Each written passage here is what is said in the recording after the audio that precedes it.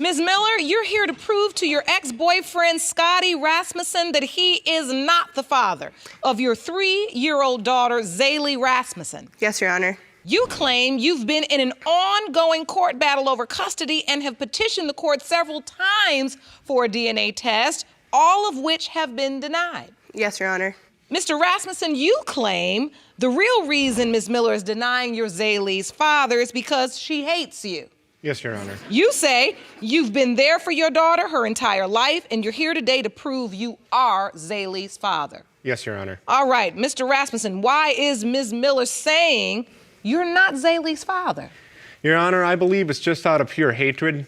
She just doesn't want me to have visitation. I drive 160 miles every other weekend just to pick up my daughter and drop her off. That's about 10,000 miles. That's wear and tear on my car. She doesn't have a driver's license. She doesn't have any way to bring her to me. She doesn't have any way to meet me halfway. You say she hates you? Why does she hate you? She hates me because at the end of the relationship, when things got rocky, I'll admit it, I did go to another woman. I'll be the first to admit that. You know, it was my mistake. Is that true, Ms. Miller? No. It's not? No. Tell me what you believe to be true in this situation. Yes, I was very mad at him for being a cheater. He cheated on me through pretty much our whole relationship. No, I do not hate him because of that. I lost my respect for him, yes. I want my visitation because my daughter means the world to me. I want to be in her life as much as I possibly can. I mean, if he's driving 160 miles each way every other weekend, the money he would get in his taxes, he's spending in gas. I'm paying my child support. I have my child support payments right here, plus an additional $3 fee, plus an additional $60 annual fee just to pay my child support. You pay $50 a week. Just under $50 a week. Plus that $3 with every check, plus another $60 every year to the state. And that's not very much to get what she needs.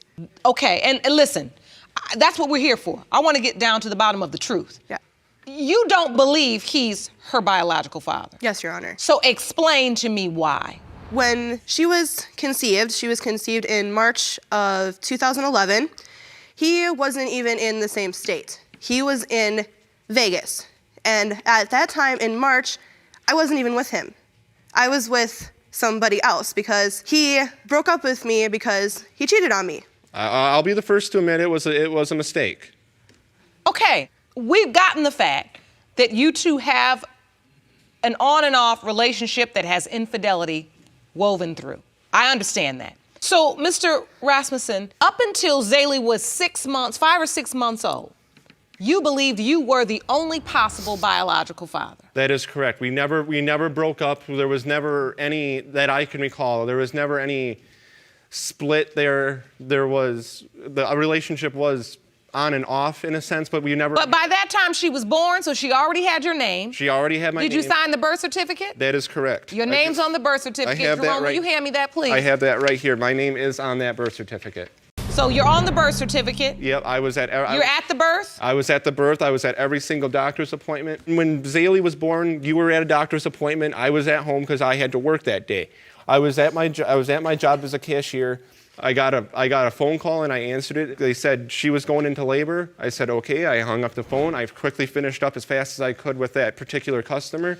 I turned off my checkout light, told the next customer in line that something came up. I either had to go to another line. I went up to my manager, my immediate supervisor, said, hey, I gotta go. My girlfriend's in labor. I went home, quickly changed my clothes, and I drove about 45 miles through a winded, wooded road in Wisconsin in December, mind you, so it was about a foot of snow on the ground.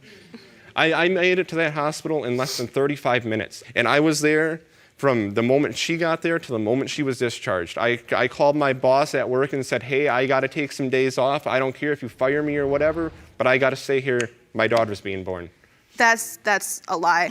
After she was born... That was an amazing story. You say that was a lie? Yes, it is. How do you remember it?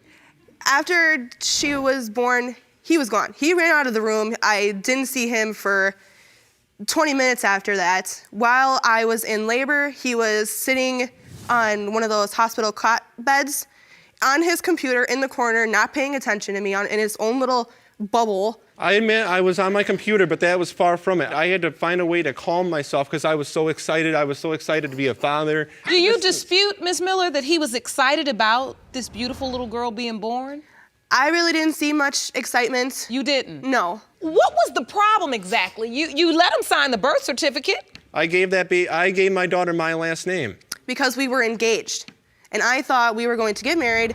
I thought we were going to have a happy life and raise our daughter together until about 3 months after she was born, one of his friends told me everything that he was doing throughout our entire relationship, cheating on me, going to multiple places to meet multiple girls. Where's this other possible father? I'm not even quite sure. After we broke up, he changed his number, he moved, he pretty much disappeared. I have tried to find him, I have tried to get a hold of him, and I can't find him. But you keep saying, Mr. Rasmussen cheated, he did this, he did that. And as wrong as that may be, you also slept with somebody else. We weren't even dating then. I was single at that time because he was with this other lady and I was the side chick, which I didn't even really know about. Even through the breakup, you all are making custody and visitation arrangements, but you know deep down there's another possible father. Yes, Your Honor. Why wait so long to tell him? I told him the first time that we had a court date, but the courts threw it out. Even DNA before test. you tell anybody in court. What about just telling him? How is your relationship with Zaylee? Oh, it's phenomenal. Every time I get her, I try to make the best I can out of it. Even if I don't have any money from, having to put gas in the car and pay the child support and everything. Jerome, I think it's time for the results. Okay. In the case of Miller versus Rasmussen, when it comes to 3-year-old Zaylee Rasmussen, it has been determined by this court. Mr. Rasmussen, you are not the father. Miss Miller. Be respectful. Sorry. Miss Miller. I'm sorry. That's a lot of nerve considering the alternative is somebody that don't want nothing to do with you or your child. I'm sorry. That's a lot of nerve. You just showed me where your priorities were right there. I'm sorry. Because I held out hope that you weren't just acting a fool because you so mad at him because he cheated on you that you would cheat your child out of a father. But that cheering you did, what you cheering? I'm a single mother with nobody that loves me or my child. What you cheering for? I'm not. No, you were. He is over here breaking down because he loves this child so much. I sit here day after day after day with women hoping a man would drive 16 miles to see their baby, much less 160 miles each way, and abide by a court order and sign a birth certificate and come day after day and week after week so they can grow visitation to have a relationship with a child. And you have no compassion for not just him, but for Zaylee. She's 3 years old. Now, he's not just gonna be heartbroken. We gotta break this news to her. And y'all over here cheering like it's a sport. This is this baby's life. And I asked you, where's this other man? I don't know. And you know he don't want nothing to do with you. Sitting up there cheering. Mr. Rasmussen, I am so sorry. I know this hurts you. Thank you, Your Honor. I don't know what I'm gonna do. She's my whole world. Everything I do is for her. She was the reason I went to work every day. I know you have a bond with her. I feel like my whole world is in ruins now. Oh. Miss Miller, I'm gonna say this to you before I adjourn court. Your child deserves to know who her father is. Whether or not that man wants to be in her life, physically present and participate. He does have a legal obligation to help support her financially. It's important that you make this right.